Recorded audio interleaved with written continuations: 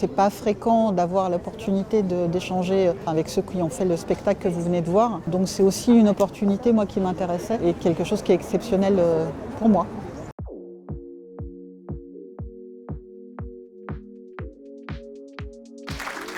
Nous venons voir une pièce de théâtre qui s'appelle « Il ne mérite pas tes larmes » de Thomas Snogaroff au Théâtre de la Pépinière. C'est un spectacle qui raconte l'histoire des premiers Noirs qui ont été admis dans les lycées suite à la loi qui a supprimé la ségrégation aux États-Unis. On profite aussi de cette soirée pour passer un petit moment ensemble.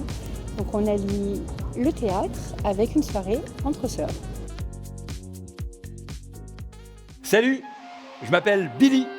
Je suis garagiste pas loin d'ici. Ici, c'est Little Rock, Arkansas. Aucun noir, manifestement, n'entrera aujourd'hui à Central High School. Nous sommes 9. 9 à faire notre rentrée des classes aujourd'hui.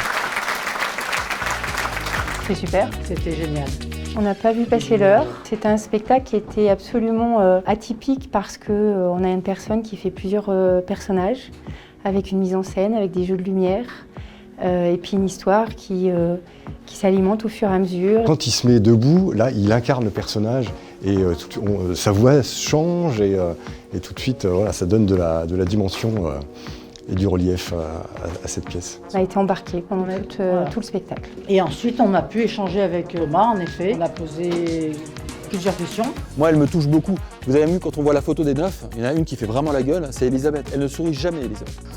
C'est une histoire qui me déchire le cœur tout le temps. Et elle a vraiment un fils tué par la police. Donc c'est une histoire américaine presque emblématique. Mais c'est une femme très courageuse. On lui a posé plusieurs questions, on a échangé aussi sur les thématiques, sur la raison pour laquelle il avait fait une pièce de théâtre plutôt qu'un documentaire, pourquoi cette histoire. Vous appréciez beaucoup. Merci beaucoup, merci d'être venu. Merci d'être venu. C'est très vite, c'était super. Ouais. Et surtout, ne pleure pas. Il ne mérite pas tes larmes.